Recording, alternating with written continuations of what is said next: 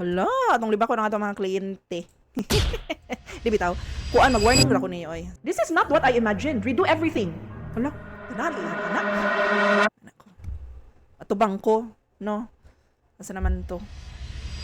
Attention VAs, kinsa man gyud ang tinuod nga nightmare sa imong kinabuhi karon? Is it the work? Is it the quality of life nga imong gilive nga work from home? Or is it that one client nga pwedeng maka-stress? You know what I'm talking about? Na kay client nga maka-stress gyud, maka-stress ima, ha? Makalagot no? Freelance ka para unta na kay freedom, unya dili na ka-stress sa imong 9 to 5 full-time job, pero ang resulta mas na-stress pa ka kaysa sa katong nag-corporate setting ka. Nya kani, nakasuway na ba ka nga imbis mag-focus ka sa imong trabaho as a virtual assistant for that client? Tungod kay gi-installan og time tracker ang imuhang PC.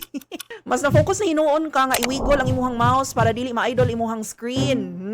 Nagwigol-wigol ta sa atong mouse. Okay? Kasuway ka ana, sure ko, kasuway ka, mas mo-focus pa ka nga maglihok na ay mouse movement or na ay typing movement. Pero what if nagtanaw lang ka sa screen, nagtuon ka sa data, di ba? Dili pwede nga dili mo ang mouse. Muna ko ganahan og installan ang og tracker ako ang PC. But that would be another video nga akong himuon later. For now, I just want to let you know nga ka-relate ko kung unsa ka stressful kung naay tracker nga naka-install sa imuhang PC unya gi-track ang imuhang mouse movements. Okay? Kay ba ko stressful man na siya. Ngano man, kay nahadlok ka basin makasabaan ka ni client, idol man ang akong VA, wala man ni maglihok. The next thing you know, kay criticize dayon imuhang output kay maybe you're sleeping on the job daw. Wala uy, ngano good town. Ari biya ta para maninabuhi, manarbaho, tamang linlang og kliyente. And here's another example. Kanang alas 12 na sa gabi ba, sige gihapon og ting ang imuhang phone. Kay si client dagan kayo urgent, ASAP, do this task now. Ikatanaw nimo sa task kay pwede ra di ay nga next week. Pero nay mga client nga ingon ana nga kanang naa sila'y anxiety sa project or sa task nga ilang gi-assign nimo, unya di nila ma-contain ang ilahang either excitement or ilahang worry nga kinahanglan gyud kanila samukon during your rest time or outside your duty hours. Okay, this is why we need to set boundaries, Besh. If you feel like a prisoner sa imuhang kaugalingong laptop, stop and take a pause. Kung mura na kag piniriso sa imuhang pagka-virtual assistant, pause juday. Because in this video, I'm going to share the 5 types of dangerous clients that will destroy your mental health if dili nimo sila ilhan sayo. Make sure you watch until the end kay ang 5th type of client, kini gyud ang pinaka-dangerous sa tanan. And I bet wala ka mag-expect nga mo dito ang 5th type of client. Ni actually nakasuway na kag ingon ana. Nga client nga na burnout gyud kag maayo. Okay? Uy, magila data.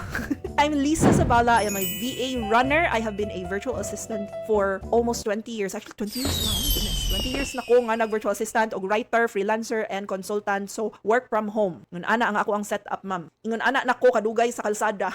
Ingon ana. So, muprank ako ninyo kay kailangan gyud ninyo mahibalaan ang reality sa virtual assistant life, especially sa katong mga landmines nga dili isulti sa uban nga mga virtual assistant gurus or coaches. Okay? Kaya ako lahi man kustagaan man ta mo sa unsa gyud tinuod ba kay para dili mo ma-shock or di mo ma-culture shock. And I'm doing this for good karma, hoping nga ang kaning video nako nakatabang og another person, it adds value, hoping nga ang kaning akong mga experience pod nakatabang nimo to land a client who actually respects you and your time, because we need that. We deserve respect. Everyone deserves respect. Okay?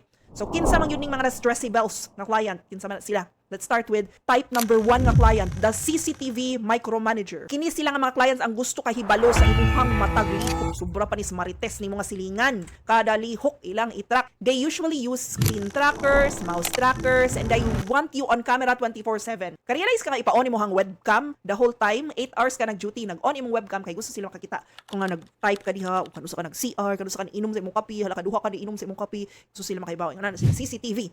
Ha? Imagine Besh, nangihi lang kag kadiyot. Pagbalik nimo, kay naa na kay 5 ka Slack messages. Why is your screen idle for 3 minutes and 42 seconds? Are you sleeping? Uy, why binuang na, bigay na nga kliyente. Mura kag gi-investigar sa NBI ba, maski nag-CR gay ko. Dayon unsa bay ni buhat na ko, ikaw naman ko nangihi. Okay?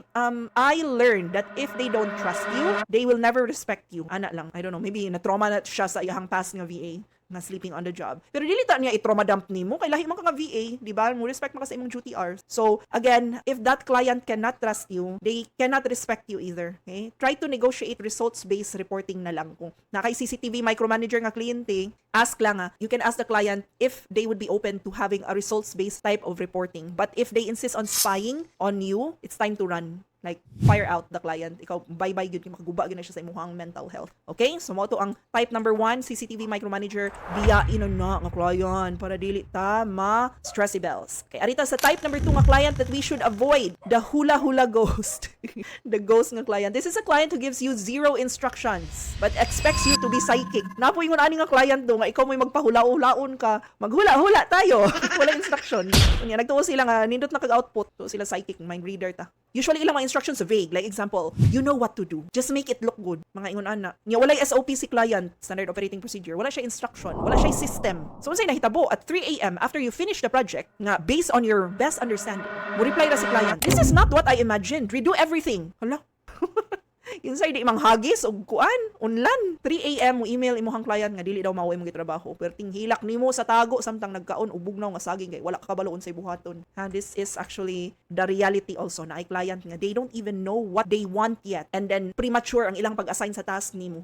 Nya wala sila SOP, wala sila systems, wala sila instructions. So kana sila careful ang mga clients because they have premature leadership skills. Maglisod pa na sila hatag og direction nimo. Again, maka-stress pud na sa imuha, kadaot na siya sa imuhang mental health. So stop the guessing game. How do you do that? When you get a task, send a confirmation email for every task and get a yes before you start. Okay? Pwede ka mo ingon, okay, client, here's what I got and here's what I understood that I will do. I will do this, this, this, and this. Is that correct? Please reply before I proceed. Ana lang. At ngayo kag confirmation. Pero kani sila nga mga kliyente, dugay mo kini sila mo reply, yes, confirm yun. Ana. So naa sila yung murag internal system error. Unya madamay ka kay mag-anxiety pug ka. Usually mo reply sila nga ni confirm og yes, proceed. You only have a slim time na lang to complete the task before the deadline. So careful yun ang mga yun ani nga client. Set boundaries. Okay? That's type number 2, katong mga hula-hula ghost. Let's move on to type number 3 nga client that you should avoid. This is what I call the ASAP energy vampire. Kung trag yung kainan akong word nga ASAP. Oy, kani sila nga mga client mo ni sila ang mo chat og Sunday morning samtang nagsimba ka. Mo na siya, Lisa, I need this report now. It's a matter of life and death. Kasi may sadyo ko gingon ani nga client. Kanang iura-urada ka ba niya? Pag check nimo, typo ra di ay sa isa ka email nga campaign. Nga pwede ra gyud siya mo edit. My goodness. So naguba na imong banding sa imong kuan family nga nanimba mo, okay? Guba na imong mood Sunday morning. Kay ngano man,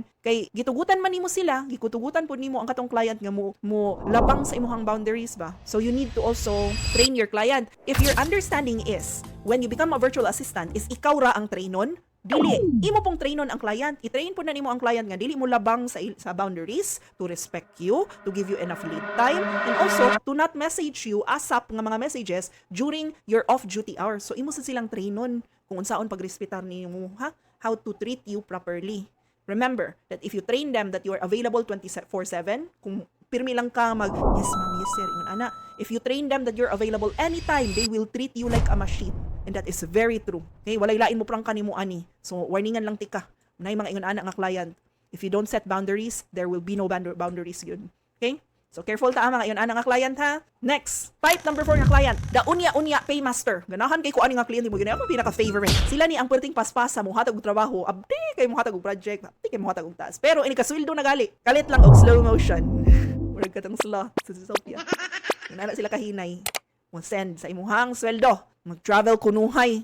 Or ipa-check pa daw niya sa iyang accountant. Pa-check si mong accountant. Wa kay kwarta, wa kay kabayad. Na kay kwarta, gibayran na ta ko ni mo ron. Ana ra gyud ka klaro.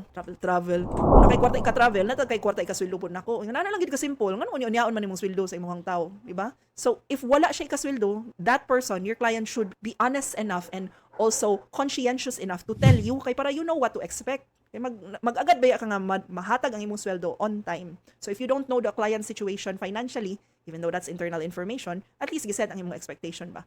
But imong gud ning mura kag nang limos sa imong kaugalingon nga hinandugan samtang hapit na ang deadline sa kuryente. Nga ikaw magoy maipit. And I need to be very blunt about this. Never ever work for free. You establish a no work, no pay policy after the second delay or even on the first delay. Or in fact, mas maayo nung maayo kag deposit or prepay, subscription payment. Pangitaig paagi nga you will impose the no work, no pay nga policy. Never ever work for free. I know many VAs, it personally, mga friends nako, mga contacts, mga messages po ako ang madawat po doon, mabasahan po ako sa Reddit. Naas na yung mga virtual assistants nga mo work. 3 months na siya wa bayri sa kliyente, sige gyapon siya trabaho. 5 ka.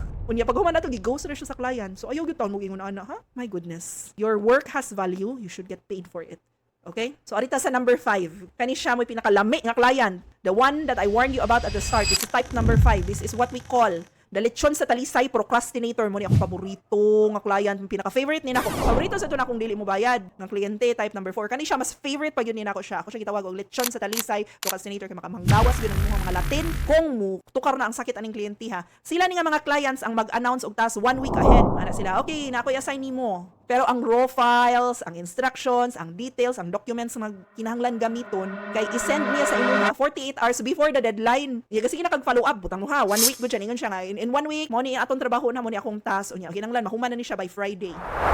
So, Monday, Tuesday, Wednesday, sige nakag-follow up. Nga, uy, asa na ang files? Kaya para matrabaho na ko niya. Iyang ihatag ni mo Thursday night, Friday na ang deadline. Unahan ka ingon, ana. Malingaw ko ani nga mga client. Uy, kay gusto og premium nga output sa emergency nga timeline. Mura kag gisugo og luto, og lechon, pero ang baboy karon pag ihaw niya, bisita kay naa sa gate. Unahan kag ingon, ana. Sama ni sila, uy. Actually, this is the most dangerous type of client because they force you to sacrifice your sleep and they force you to sacrifice your sanity for their lack of planning. Tungod kay di sila kamao mo lead, di sila kay ba mo planning sa ilang kaugalingon nga schedule nga naa sila ipatrabaho nimo, ikaw mo'y maipit. So careful ani nga mga ingon ani nga client. Going back to my question earlier, mas why na ba ka og mas stress pa sa VA life kaysa sa corporate? Well, now you know why. Mao ni siya. It's because you might be treating yourself as an employee again, imbis nga usa ka business owner. So, if you act like a servant, you will always attract a master and usually an abusive master ang imong ma-attract. Tungod kay, sige kag yes ma'am, yes sir, ingon anak ka nga servant. But, if you act like a partner, if you act like this is for real business, serious ka sa imong pagka-virtual assistant or freelancer, you will attract a client, a professional client nga sakto mo bayad, muhatag og lead time, mo respetar sa imuhang off-duty hours, nga dili ka sendan og mga asap ura-urada nga message. That's the type of client you want to attract. So, you yourself should also be a professional virtual assistant. You should also respect the client's time and you should be very good at communicating and setting the client's expectations. Ingon ana lang. Kay parang imo ma-attract pod nga clients kay professional parihas. Klaro to ha? What if na kay mga kliyente nga one of the 5 types of client nga ato ang gi-mention? Unsaon man ni nato pag-handle ani nila? So here, you have to set your non-negotiables even before you sign the contract. So before ka mo ingon, yes client, let us work together, you should set your non-negotiables. Ilista. Basta ang client is ingon ani, paglista sa imong mga non-negotiables. Okay? If you have a micromanager nga client, you establish a results-based report right away. Dili ka musugot nga butangan og tracker ang imuhang computer. Ano siya isalig nimo kung gaunsa ka? Kanang mga ingon ana nga clients, suggest nga dili i-monitor imong kada lihok asa imong pag-CR. Suggest nga results-based report system lang mo. If they don't want to do that with you, walk away. Stressful gyud kaayo na kung naay CCTV nga bantay nimo. As for the katong hula-hula ghost nga client, you need to stop the work until the instructions are in writing. No paper trail, no output. Make confirmation gyud kung tama ba imong understanding sa iyang instruction, kay para dili lang mukalit og bali ang hangin kung man imong submit sa imong report, okay? And then ang katong paymaster or a procrastinator, katong dugay mo bayad, do not be afraid to say, my professional boundaries are here to protect the quality of my work for you. Set a boundary. No work, no pay. Kay ngano man, if dili ka mo respeto sa imong kaugalingong oras, dili gyud mo respeto ang uban pod nimo, ana lang. You are a katipunera. Kaliwat nimo ang katipunero ug katipunera. Ayaw pagpadaog-daog, ha? Dili ka kugihan lang, talented pod ka. And your 9 to 5 exit katong pag-resign nimo sa imong full-time job, that was meant for time freedom, di ba? It was meant for you to actually work from home and have more wiggle room with your schedule. It wasn't meant to put you in another prison nga naay client nga dili ka ganahan gyud magtrabaho ana nga person. You work to live. You don't live to work. Dili ka slave. And a dedicated VA like you deserves a partnership, not a life sentence under a toxic boss. Kay human na taan nga era. Okay? Aritag mga mo attract og mga professional, understanding, and also good leaders nga clients. So take back your power, set those boundaries, and remember, it's okay to let go of a dangerous client to make room for a great one. Kay ngano, kung paninglitan imuhang schedule, 24 hours a day ramang kita tanan no. Katong sobra pas 24 hours a day nga nantanaw ani nga video niyo, niya ka sobra pas 24 hours a day ang naana ko isa. Pag-comment mo ha, unya magstorya tagi unsa na ninyo pag time travel. Pero sa akong nahibaw-an, 24 hours a day ratatanan gyud. So let's say 8 hours of sleep, maybe another 8 hours for your personal needs, running errands, spending time with family, and then 8 hours of work. So let's just say, na kay tulo ka client nga imong gihiwa-hiwa imong 8 duty hours available for each day. And then, ang usa sa kanang mga client is a toxic nga client. So if you let go of that one dangerous toxic client, it will make room for availability nimo with another client, a potential client somewhere out there nga mo respetar nimo, muhatag nimo lead time, mo pay nimo on time. It will make room for a professional client to fill that slot kay para dili ka ma-stress. Kay sayang kaayo ang imong relationship with the 2 or 3 other clients nimo, maguba ra tungod kay isapot na ka og trabaho sa katong usa ka client nga maka-stress. Set your boundaries gyud ha, dili ta palupig ha. Now, If you want to learn how to screen these clients and set boundaries from day one, I suggest that you join the Road to VA Life Bootcamp. I conduct a bootcamp every few weeks. It is 100% free. Walay bayad. Pagbuot, ako aning bootcamp. Di ko magbabayad. Free ra siya. Just join. I'm doing this so that I can share with you akong mga experience, akong mga techniques, akong hacks, yun sa ako pag-handle sa 20 years of freelancing and virtual assistance. We'll have training, we'll have practical tasks, mga test tasks, and I will personally show you how to build a portfolio also that attracts the right kind of clients. Dili ini mga toxic na itong clients, okay? So go to the link in my profile. Makita na ninyo kung asa mo pwede mo register for the bootcamp, and I hope to see you there. But if you want to dive deeper into making your VA life journey less stressful, you should watch this next video right here. I will see you there. Bye.